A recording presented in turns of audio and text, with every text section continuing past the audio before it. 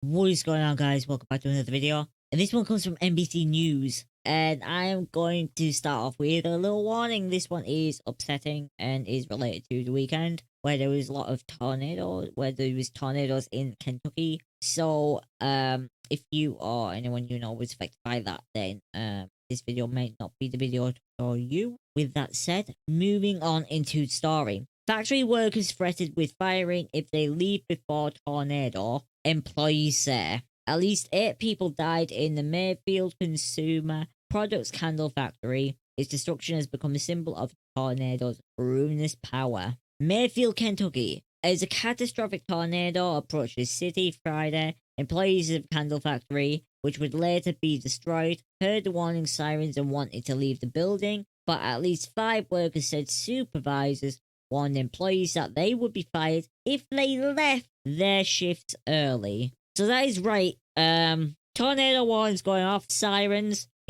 time to get your ass in a storm shelter. And the supervisors say, no, if you leave, you will be fired. And there's a lot to this one, so buckle up your seatbelts, guys. And it's horrible, this. This actually really is, because 8 people died in this factory because of this. For hours, as word of the coming storm spread, as many as 15 workers beseeched managers to let them take shelter at their own homes, only to have their requests rebuffed, the workers said. Fearing for their safety, some left early during their shifts, regardless of the repercussions. At least 8 people died in the Mayfield Consumer Products Factory, which makes scented candles. The factory was leveled, and all that is left is rubble. Photos and videos of its widespread mangled remains have become symbols of the enormous power of Friday's tornado system. Michaela Emery, 21, said in an interview from a hospital bed that workers first asked to leave shortly after tornado sirens sounded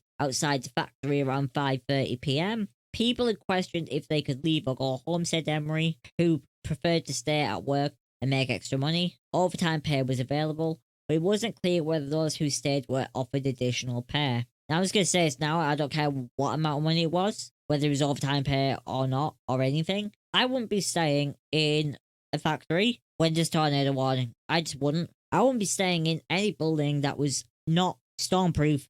Period. I just wouldn't. I would not be staying in any building that is not designed to take a tornado. I'd want to be in a storm bunker, a storm shelter. I would not want to be in a factory that I don't know if it can take that, right? That's just me. Supervisors and team leaders told employees that leaving would jeopardize their jobs, the employees said. If you leave, you're more than likely to be fired, Emery said she overheard managers tell 4 workers standing near her who wanted to leave. I heard that with my own ears. Elijah Johnson, 20, was working in the back of the building when several employees wanting to head home walked in to speak with supervisors. He joined in on the request. I asked to leave and they told me I'd be fired, Johnson said. Even with the weather like this, you're still going to fire me, he asked. Yes, a manager responded, Johnson told NBC News. A company spokesperson, Bob Ferguson, says it's absolutely untrue. We've had a policy in place since COVID began. Employees can leave anytime they want to leave,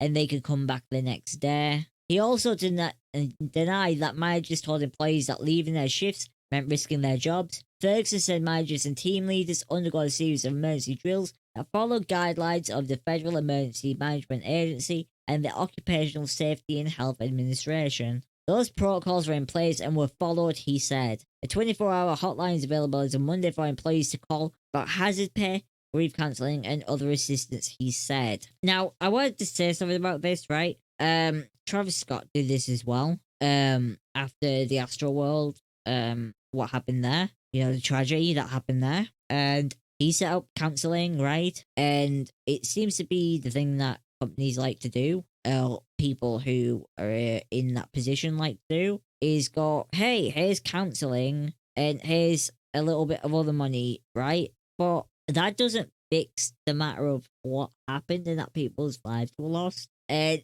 it doesn't in any way take away from the fact that people involved in this are going to be traumatized for life. There's legitimately going to be people involved in this who are traumatized for life. But anyway, let's continue. Autumn Kirk, a team lead at the factory who was working that night, denied Monday afternoon on MSNBC that people's jobs were threatened if they didn't go in. You can't leave. You can't leave. You have to stay. Honda, one of the other employees, said the managers told her the situation was bad.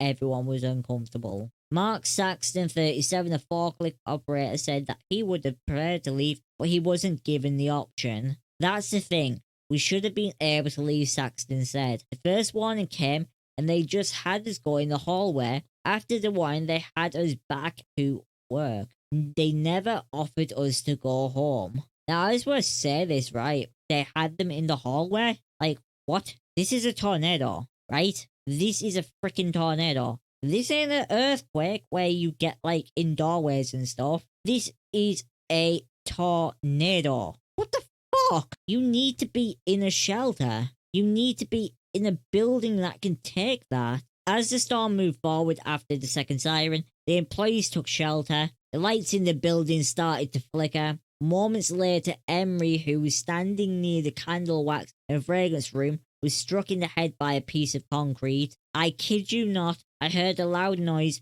and the next thing I know, I was stuck under a cement wall, she said. I couldn't move anything. I couldn't push anything. I was stuck. Emery, who was trapped for 6 hours, had several chemical burn marks on her legs and her forehead from the candle wax. She also sustained kidney damage. Her urine is black and she can't move her legs because of the swelling and from having been motionless for so long. And that's just her injuries. That doesn't take into account the, 8 people who died and all the other people who must have been injured as well. Who, if they were there and got injured, I don't know how many got injured. I don't think that number's out yet or is even known. And holy crap, I feel so sorry for these people working in this environment. That must be absolutely horrific and awful for them. And there really needs to be legal action with this. I actually hope the authorities are going to look into this because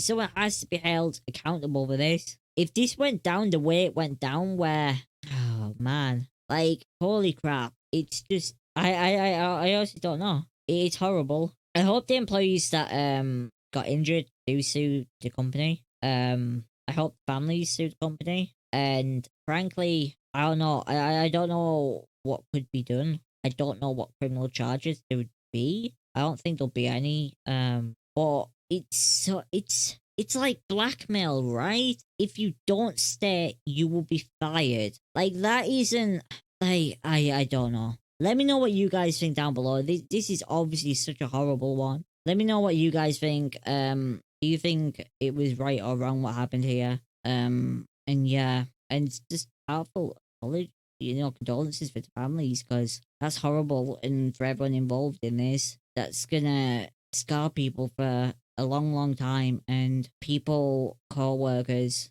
family, a lot of people lost over the weekend due to this tornado and what happened, and it is just sad, and it's one of those things, it's an act of God, and when there's sirens, you've got to listen, you got to stay safe, you've got to do the right thing. Companies need to be more responsible about that, and when these things happen, they need to look out for employee safety and let them get to a safe place. No place is truly safe when these events happen, but you've got to get to a place that is safe as possible, and it just felt like that wasn't the case here. That wasn't what happened, and like, the employees were being held hostage with their jobs, it's horrible. Let me know what you guys think, and I'll see you guys in the next one.